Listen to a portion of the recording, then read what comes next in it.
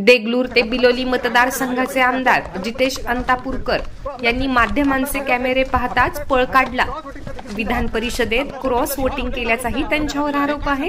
4 दिवसांपूर्वी जितेश अंतापूरकरांनी भाजपाचे खासदार अशोकराव चव्हाण यांची भेट घेतल्याचे बोलले जात आहे। मागील लोकसभेच्या निवडणुकीतही काँग्रेसचे आमदार जितेश अंतापूरकर हे काँग्रेस पक्षाला चांगलाच हात दाखवला होता। माजी आमदार कैलासवासी रावसाहेब अंतापूरकर यांच्या निधनानंतर जितेश अंतापूरकरांना देगलूर ते बिलोली मतदारसंघातून मतदारांनी भरघोस अशा मतांनी निवडून दिले होते, परंतु त्यांच्या रंगबद्ध वृत्तीमुळे आमदार जितेश अंतापूरकर यांच्याबद्दल आता जनतेत नाराजीचा सूर निघत आहे। अंतापूरकरांनी प्रसार माध्यमांपासून तोंड लपवत पळ काढला आणि त्यामुळे राजकीय वर्तुळात चर्चेचा विषय झाला आहे।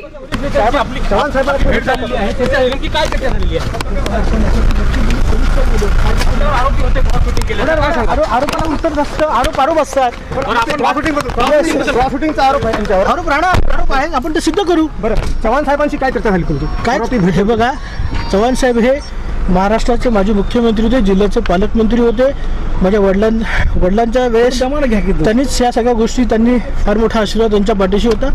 त्यामुळे चर्चा या जिल्ह्याच्या विकासासंदर्भात असतात।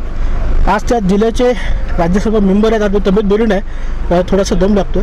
आपण याच्यावरती सविस्तर एका दिवशी बोलू। माझं मत आहे, काय घाई करू नका। मी बघा, तुम्ही माझ्या जिल्ह्याचे सर्व पत्रकार आहात, माझी सर्वांना हात जोडून विनंती आहे की आपण एका दिवशी सर्व याच्यावर सविस्तर बोलू।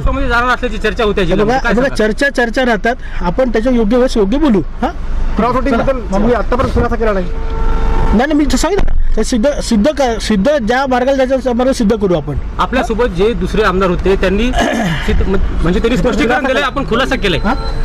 आमदार साहेब, बाकीच्या आमदारांनी खुलासा केला, अद्यापर्यंत आपण खुलासा केला नाही, आपल्यावर आरोप होतोय। आपण मी खुलासा केला, मी माध्यमांमध्ये मागे सुद्धा मी नव्हतो, माझी तब्येत बरी नव्हती आणि मी अधिवेशनाच्या काळात त्याच्यानंतरच्या वेळेत सुद्धा मी हे कायम सांगत आलो की मी बिनबुडाचे आरोप करण्यात आले, हे मी कायम सांगत माझे तशी आज वर्तमानपत्राला बातमी देखील आहे। कोण आरोप करते आपल्यावर? कोण मला माहित नाही, मला आपल्याकडूनच कळतं। काँग्रेसमध्ये आहात तुम्ही?